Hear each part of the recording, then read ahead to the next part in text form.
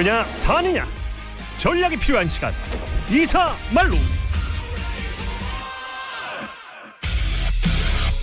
중이냐 사느냐 전략에 필요한 시간 이사말로 윤태곤 더모아 정치분석실장과 함께합니다. 안녕하세요. 네, 안녕하세요. 자, 야구는 개막을 했고 저의 팀인 두산 베어스와 윤태곤 실장의 팀인 롯데자이언츠는 공동 꼴찌를 달리고 있고 시원하게 2연패 그냥. 예? 어웨이 경기에서 어쨌든 저는 뭐 야구를 보면서 예. 늘 인생에 대해 생각하게 되는 것 같아요. 뭔 인생이요? 특히 프로야구 페너트 레이스라는 거는 한 3월 말부터 예. 9월 말까지 6개월 동안 일주일에 6번씩 하잖아요. 월요일 쉬고. 그렇지. 예. 이렇게 뭐 한 번 잘한다고 또 뒤에 기회가 있기도 하고 예. 길게 가는 거고 또 저같이 별로 못하는 팀의 팬들은 예. 그 안에서 늘 뭔가를 찾아내려고 그러죠. 의미를. 이 신인이 올해는 잘하는구나. 오늘은 졌지만은 뭐 타력이 좋았구나라는 식으로 이렇게 뭐 인생을 그렇게 살아야죠. 예, 네. 알겠습니다. 아니 뭐 윤태곤 실장이 롯데 얘기하면서 쓰는 숨을 질 때 제가 앞에서 웃고 있을 애가 아니네. 아유 두산도 급해서. 아이고 어쨌든 자 정치권 뉴스를 좀 보죠. 아니 이거 흥미롭게 봤다면서요? 네. 저 국민연금 관련된 거. 그렇죠. 어. 지금 뭐 우리 정치가 뭐 이것저것 싸우는 게 하루 이틀이 아니고 앞에 박지원 의원도 쭉 말씀해 주셨는데 좀 싸움을 하더라도 의미 있는 싸움이 있냐 의미 없는 싸움이 있냐 했을 때 뭐 뒤에 망언집 뭐 이런 거는 별로 제가 볼 때 의미가 없는 싸움인 것 같고 국민연금 개정을 둘러싼 균열은 의미 있는 균열이라고 할 수 있죠. 사실은 뭐 유럽 같은 쪽에서는 원래 연금 이슈가 엄청나게 크지 않습니까? 그렇죠. 우리가 과거 국제 뉴스를 보면서 아니 저 나라들은 뭐 0.5% 그게 뭔데 저걸 가지고 막 싸우고 데모하고 그러냐 했는데 프랑스는 정권 무너질 뻔했어요. 우리가 딱 그렇게 된 것이고 예. 그리고 지금 뭐 전문가들 의견이 엇갈립니다만은 제가 황희정성식으로 따지자면요. 여야가 합의한 것도 의미가 있고 여기에 대해서 반발하는 것도 다 의미가 있다고 생각해요. 자, 일단 정리만 해드리면 상황은 정리만 해드릴게요. 더 내고 좀 더 내고 더 받는 거로 소득 대출도 올리고 보험료율도 올리는 걸로 여야가 합의했어요.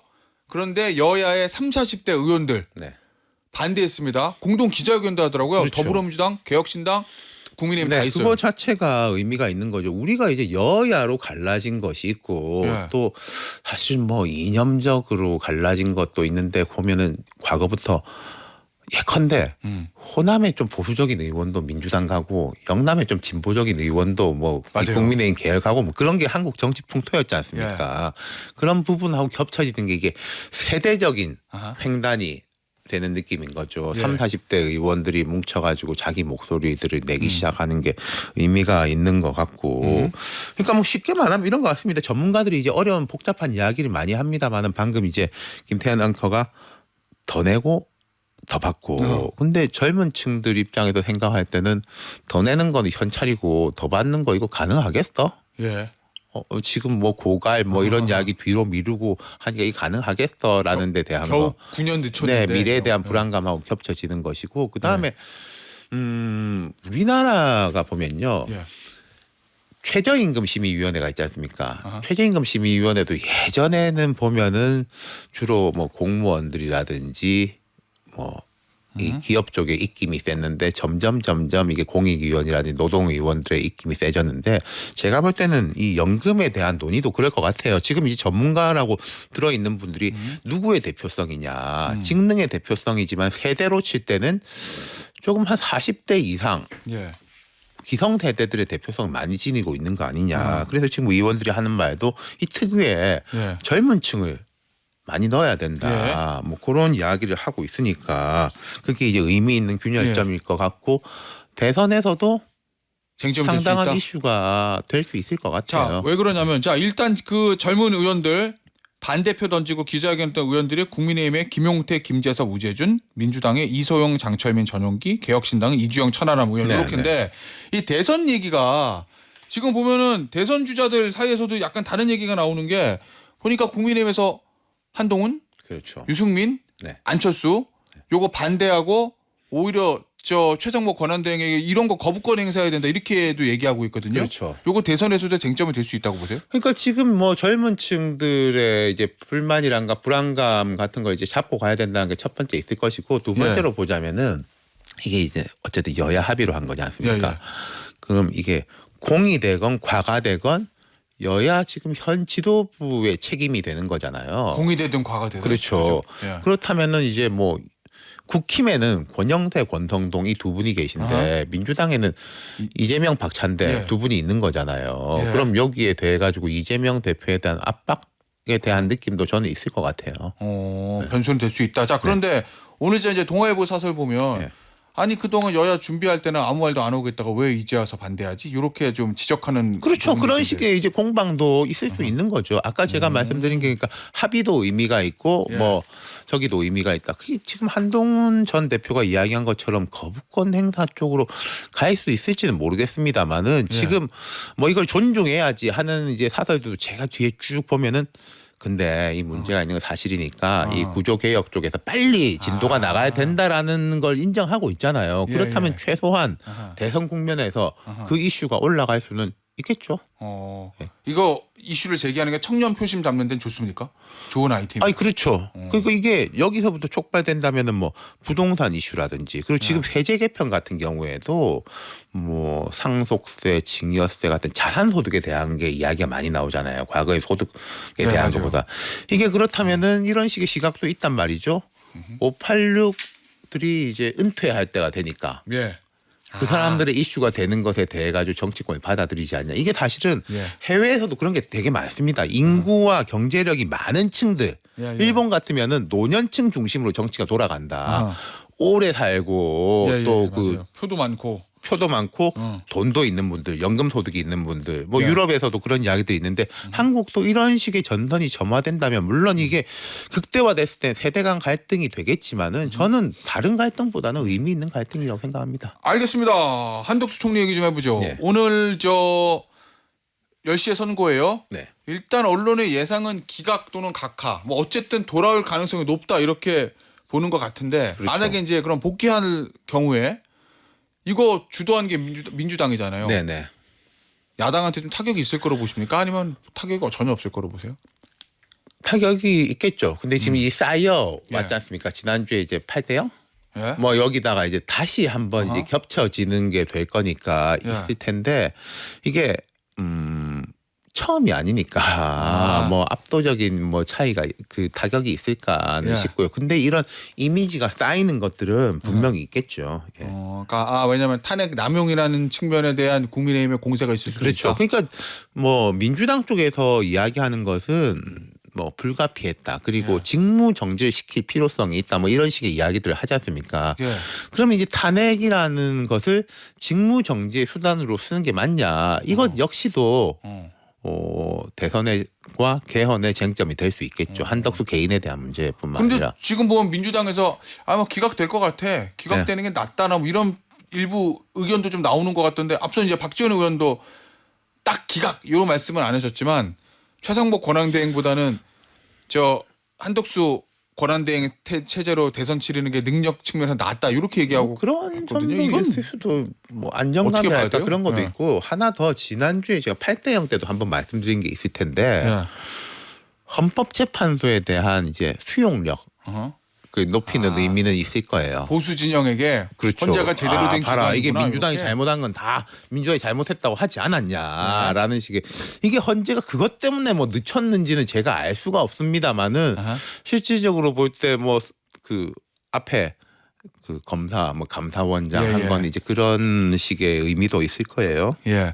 이 한덕수 권한대행 복귀하면 그래도 국정이 좀 최상목 권한대행 때보다는 좀 더 안정적으로 갈 것 같습니까? 그거는 이제 사실은 최상목 권한 대행도 저는 개인의 문제라기보다는 여야에 달려 있는 게 되게 많다고 생각하거든요. 뭐 할 이런 수 있는 게 없구나. 법안 가지고 뭐 한쪽에선 통과시켜라, 한쪽에선 거부권 하라라고 하는 게 많기 때문에. 근데 이런 건 있겠죠. 만약에 조기 대선이 된다면 예. 조금 자제하려고 하지 않겠어요? 여야가. 여야가. 그렇죠. 선거 이 두 달이고 어차피 새 정권으로 바뀌는 건데 두 달 동안에 이렇게 관리 모드로 가야 되니까 그런 협조 이건 물론 조기 대선이 열릴 때 이야기고요.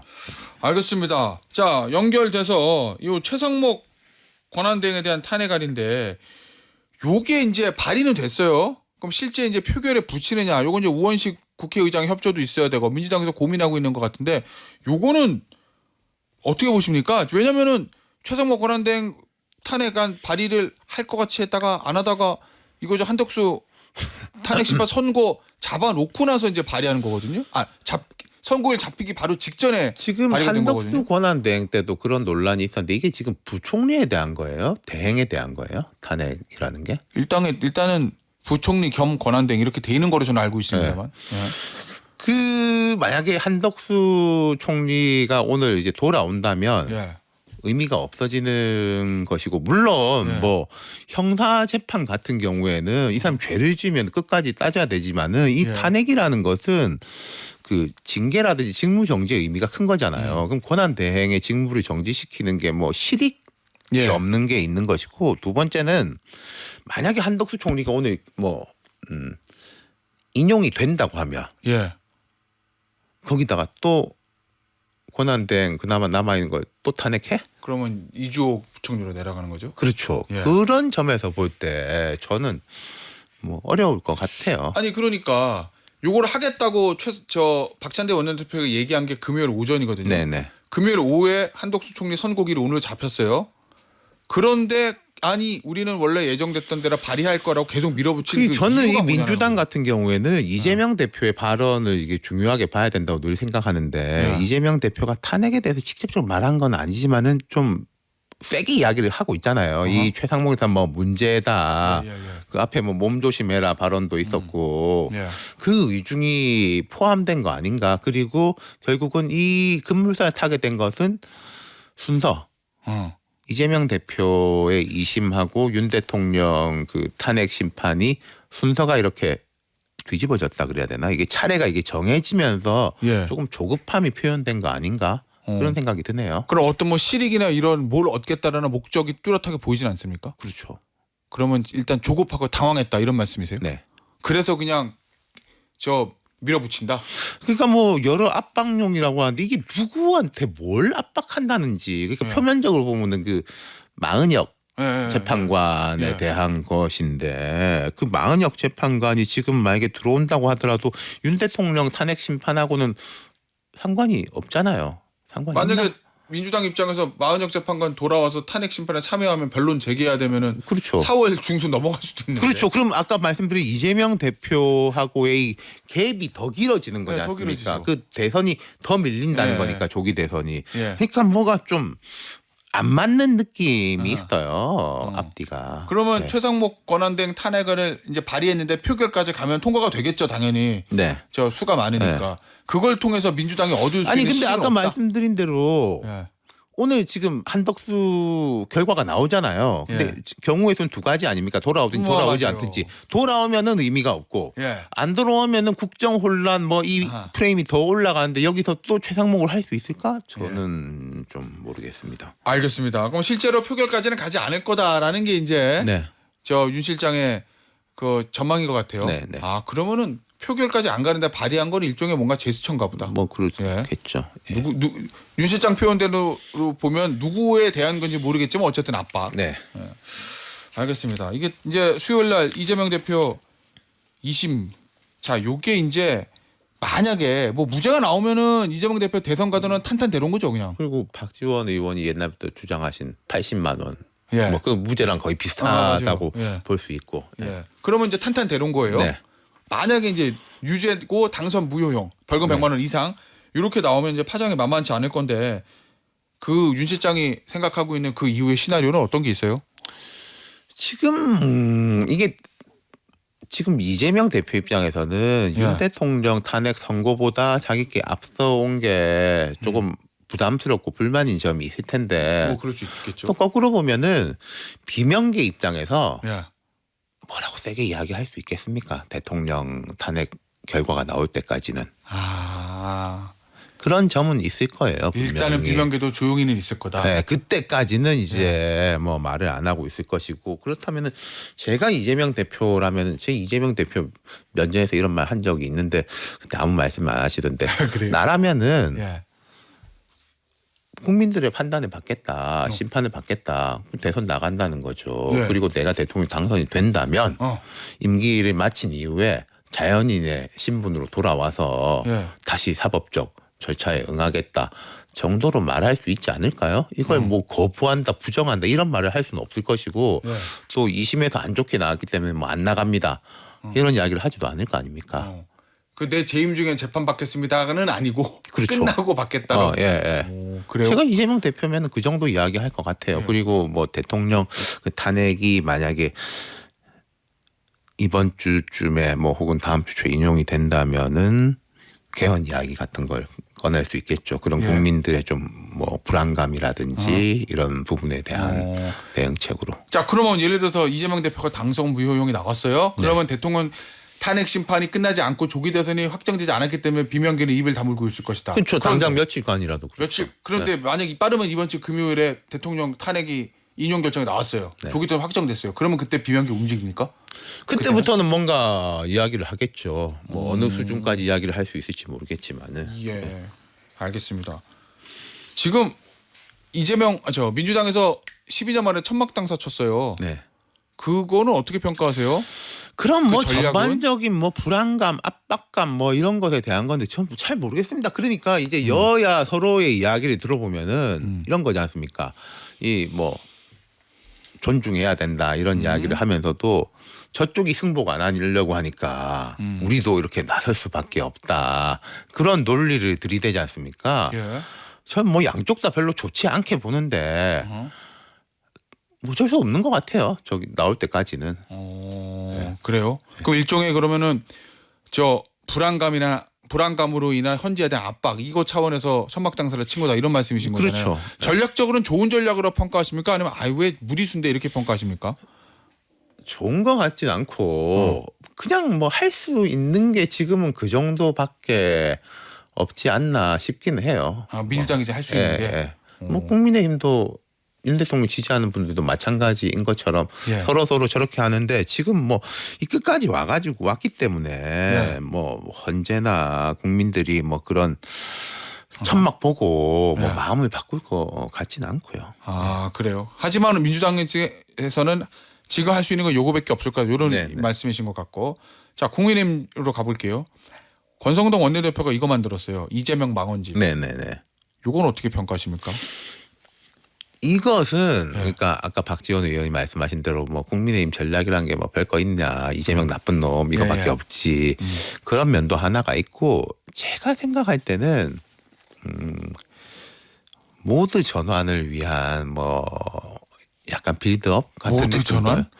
조기 대선 오. 경우에 결국 이제 당장은 국민의힘이 제일 과제가 이 윤 대통령 지지 그러니까 탄핵 찬반이 갈려 있는 것을 어떻게 예. 좀 뭉칠 수 있을 거냐 그게 1번이고 그 예. 뭉친 다음에 2번은 약간 뭐 아까 국민연금이나 이런 중도화 전략을 써가지고 국민들한테 한다 시간이 예. 되게 짧습니다만은 예. 그 2단계 전략 아니겠어요. 그럼 1단계 제일 먹힐 게 근데 뭐냐. 외부에 저걸 만들어가지고 내부를 단합시키는 뭐 이런 그렇죠. 거. 이건 저는 이제 뭐 보편적 국민들 보라고 만든 거라기보다는 예.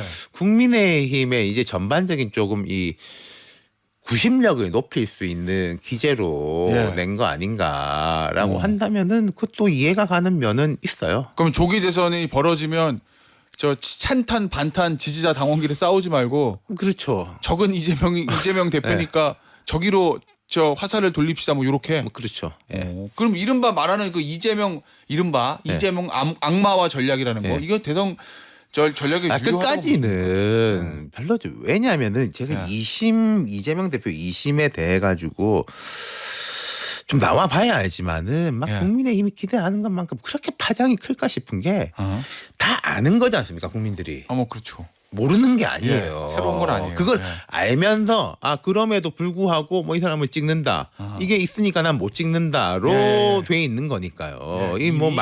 망언집이란 것도 그러니까 정리본인 거지 발굴본은 아니잖아요. 말하자면은 뭐 야. 김건희 여사 머시기처럼 뭐 녹취록을 우리가 찾았습니다. 이런 건 아닌 거니까. 네. 자, 그러면 앞서 이제 민주당의 청박 당사도 어쨌든 민주당 입장에서 현재 이거밖에 할 게 없으니까 하는 네. 거다라는 입장이신데 그렇죠. 요 권성동 원내대표실에서 만들었던 이재명 망언집도 국민의힘 지도부 입장에서는 현재 이거밖에 할 게 없다. 네, 그럼 뭐 나름의 이제 의미는 뭐 제가 장기적으로 별로 좋아 보이진 않는데 나름의 단기적인 의미는 있을 것 같습니다. 단기적으로는 네. 양쪽 다. 알겠습니다. 네. 마지막으로 요거 볼게요. 이거 저 윤 실장이 가져온 주제 중에 하나인데 친윤 테스트 베드. 네. 자, 되게 재밌어요. 유튜브로 이거. 사진이 이거 나가는데요. 네. 지금 보면 자 보시면 부산시 교육감 후보 정승윤 선거사무소 출정식 그러면서 이제 저 누군가 연설하고 있고 보수의 가치 정승윤 이렇게 돼 있습니다. 근데 이제 지금 이거 교육감 선거는 원래 당의 공천이 안 되거든요. 그렇죠. 근데 색은 다 빨간색. 얼핏 보면 국민의힘 후보로 보여요. 네, 지금 네. 기호라든지 당 이름은 써 있지 않는데 가운데 이 사람 정승윤 교육감 후보가 빨간 잠바에 흰 글씨로 있고 그 오른쪽에는 전한길 강사가 있고 자 왼쪽에는 원희룡 전 국토교통부 장관이 팔을 양쪽으로 벌리고 눈을 지그시 감고 뭔가를 하고 있습니다. 지금 좀 묻혀 있지만 시간이 좀 있나? 묻혀 있지만은 네. 4월 2일 재보궐선거가 꽤 커요. 네. 뭐 전남의 담양군수 선거도 예. 있고 그 이재명 대표도 다녀오시고 그랬던데 또 영남권에도 선거가 있는데 근데 영남권 같은 경우에는 기초단체장이 이게 공천 안 한 데도 있고 국민의힘에서 자기들 이제 뭐 문제로 또 구로구청장 뭐 선거 이런 것도 있는데 예. 제가 흥미롭게 보는 게 이제 부산시 교육감 선거인데 이 사진들 다 보시는지 모르겠지만은 예. 여기도 뭐 중도 보수 단일화 이런 프레임이 지금 걸려 있습니다. 단일화가 될지 안 될지 모르겠지만은 예. 어쨌든 그 강경 보수 진영이라 그래야 되나 친윤 진영은 이분을 미는 것 같아요. 정순윤 후보 이분이 이제 부산대 교수일 텐데 법학전문대학원에 그러니까 로스쿨 교수죠. 검사 출신에 국민권익위 부위원장 하다가 옛날에 뭐 그 김건희 여사 뭐 이 가방 건을 뭐 처리를 했니 많이 뭐 이런 이야기가 말하자면 친윤 후보인 거죠. 아, 그래요? 예. 친윤 후보인데 이 전한길 강사도 지금 가 있고 여기서 제가 이거 보고 깜짝 놀란 게 예. 선거사무소에서 승리기원 출정식 예배를 했다. 어허. 원래 이렇게 잘 안 합니다. 특정 종교의 그렇죠. 제가 아무리 이제 독실한 기독교 신자라고 하면은 뭐 제가 이제 신뢰하는 목사님하고 이렇게 뒤에서 할 수는 있겠지만은 예. 선거 사무실에서 이렇게는 예. 잘 안 하거든요. 대놓고. 예. 왜냐면 후보들은 교회도 가고 성당도 가고 그렇죠. 절도 절도 가야 되고 다 가고. 해요. 또 부산은 예. 불교계가 센 지역인데 그렇죠. 요걸 했는데 예. 그 세이브 코리아 대표인 손현보 목사 뭐 이분이 이제 주관을 한 것 같고 예. 다른 사진 보니까 네. 안수기도 하는 사진도 네, 있네. 뭐 찬송가도 예. 같이 부르고 어허. 그러니까 여기 이제 원희룡 전 장관 예. 지금 원희룡 전 장관 무슨 생각인지 모르겠지만 페이스북도 열심히 하고 있고 좀 김문수 장관은 요즘 조용히 있는데 원희룡 전 장관은 되게 바쁘거든요. 예. 특히 전한길 씨랑 많이 다니는 모양이던데 어허. 여기서 한번 걸어보는 거죠. 그리고 여기 이제 슬로건도 보면 보수의 가치 정승윤인데 정의, 승리, 윤과 함께. 정의 승리 윤과 함께 정승윤. 예. 근데 요게 친윤의 테스트 베드란 거 왜 그런 거예요? 그러니까 이제 늘 그런 거 아니겠습니까? 지난 서울 교육감 선거도 그랬지만은 보수 강경 보수 진영의 늘 전략이 저는 그런 쪽에 대해서 별로 공감하지 않는데 이런 거는 투표율이 낮고 우리 지지층들이 똘똘 뭉치면 이길 수 있다라는 전략인데 여기 지지층이 그럼 이제 과거에는 보수 전체 지지층이었다면은 약간 윤 대통령을 지지하는 예. 뭐 세이브 코리아 부산 집회 같은 사람도 되게 많이 났으니까 충분히 이제 이길 수 있다라는 전략이겠죠. 예. 그게 이제 4월 2일에 결판이 나는 것이고 그 전략이 어떤 정도로 먹히느냐에 따라 가지고 예. 이게 국민의힘 경선에도 아. 상당한 영향을 미치겠죠. 정당 공천이 없는 교육관 선거긴 하지만 대통령을 등에 업고 선거를 치르는 사람이 또 이기면 이제 부산은 좀 보수적인 지역이기 때문에 네. 이게 얼마나 먹히느냐. 물론 그렇게. 이 선거에는 제가 볼 때는 뭐 비윤 후보라고 할까 이런 뭐 후보는 없는 것 같긴 해요. 근데 네. 이분이 얼마나 구심력이 있을 것이냐. 어허. 아까 흥미로워지는 지 이력도 그렇고 옆에 선분들도 그렇고 예. 되게 노골적일 정도로 예. 밀어붙이고 있는 선거거든요. 지금. 알겠습니다. 과연 그러면 이제 그거를 통해서 얻을 수 있는 윤석열 대통령의 일종의 티켓 파워 이게 그렇죠. 이제 특히 파워죠. 예, 예. 국민의힘 조기 대선 경선 과정에서 어느 정도 영향이 있는지 볼 수 있다 네, 이런 네. 말씀이시구나. 알겠습니다. 오늘 이야기는 여기서 마무리하도록 할게요. 윤태권 더모아 정치분석실장이었습니다. 감사합니다. 네.